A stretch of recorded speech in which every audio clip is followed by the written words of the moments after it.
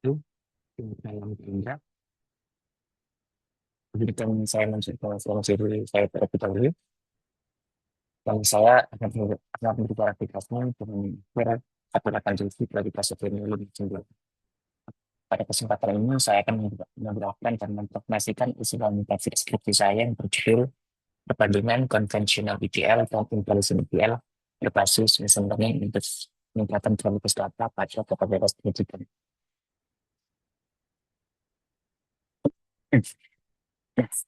Jadi kata-kata siswa di sekolah itu umumnya berasal dari berbagai sumber seperti dapodik, file Excel dari guru, data absensi, dan juga daftar pelanggaran siswa. Namun, data-data tersebut seringkali memiliki berbagai permasalahan kualitas data seperti missing value, duplikasi data, serta inkonsistensi format. Nah, permasalahan utama dalam penelitian ini itu bukan hanya data total, tapi adanya anomali multivariat, yaitu kondisi di mana data itu secara individual itu terlihat salib, namun menunjukkan pola yang tidak normal ketika dilihat dari hubungan antar variabel. Nah, permasalahan ini itu tidak dapat deteksi menggunakan ETL konvensional yang hanya berbasis keseluruhan. Ya, karena itu, penelitian ini bertujuan untuk mengatasi keterbatasan ETL konvensional dengan menerapkan intelligent ETL berbasis machine learning, serta membandingkan kualitas data yang dihasilkan menggunakan data quality index. Selanjutnya saya akan menjelaskan apa yang saya gunakan. Nah, di sini sebelum saya menjelaskan apa yang saya gunakan, di sini uh, uh, solusi yang saya tawarkan yaitu menggunakan intelligent ETL karena untuk enhancement selalu data quality. Jadi tagline, jadi tagline-nya yaitu data cleaning, itu data understanding seperti itu. Nah, kita akan masuk ke metode penelitian. Nah, sebelum itu saya akan menjelaskan di sini ada beberapa layer yang sudah saya uh, potret. Saya petakin dengan titik-titik garis-garis itu. Yang pertama layer data source, lalu yang kedua layer staging layer, lalu yang ketiga data warehouse layer, lalu yang keempat yaitu presentation layer. Nah, dari data source itu penelitian ini itu menggunakan beberapa sumber yaitu seperti data siswa, data nilai, data retensi, dan data pelanggaran. Lalu masuk ke staging layer. Nah, dari berbagai sumber tersebut, kemudian dikumpulkan pada tahap staging untuk dilakukan proses ekstraksi dan dengan format awal sebelum masuk ke proses ETL. Nah, setelah itu masuk ke proses yang paling krusial. Nah, di sini ada conventional ETL atau intelligent ETL yang nanti eh, akan dibandingkan dengan metode tersebut dengan evaluasinya menggunakan KPI.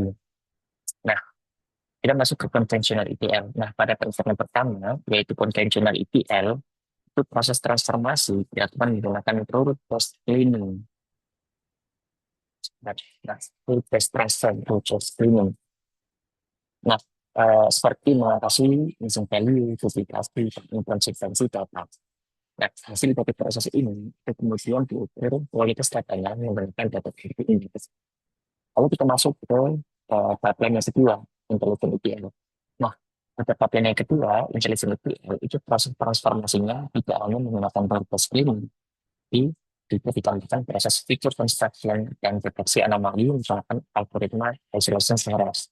Nah, model ini akan menghasilkan anomali score dan anomali slot untuk mengidentifikasi data yang menyimpang dari pola normal. Nah, dengan pendekatan ini, sistem itu mampu mendeteksi anomali multivariat yang tidak dapat dideteksi oleh ETL konvensional.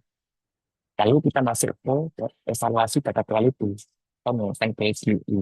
Nah, kedua hasil ETL itu kemudian dievaluasi menggunakan data quality index yang terdiri dari empat dimensi, yaitu completeness, consistency, validity, dan uniqueness.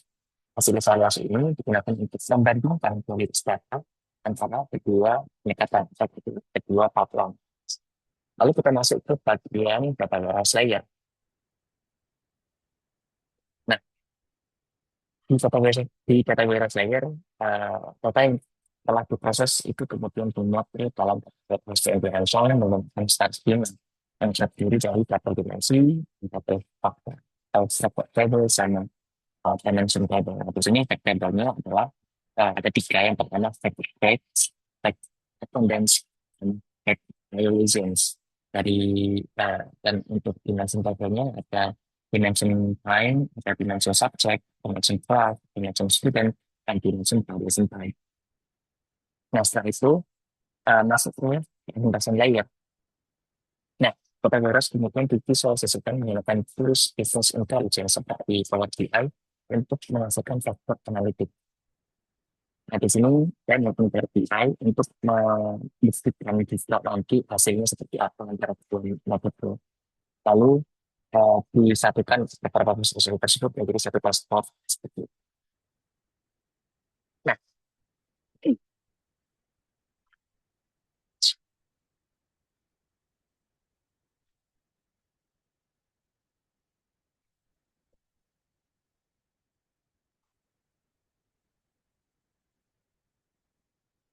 yang terakhir ada daftar pustaka dan yang terakhir project. Jadi dengan penelitian ini itu diharapkan dapat ketahui apakah pendekatan intelligent ETL itu mampu meningkatkan kualitas data secara lebih efektif dibandingkan ETL convention. Mungkin cukup dari saya, kurang lebihnya mohon maaf. Terima kasih. Wassalamualaikum warahmatullahi wabarakatuh.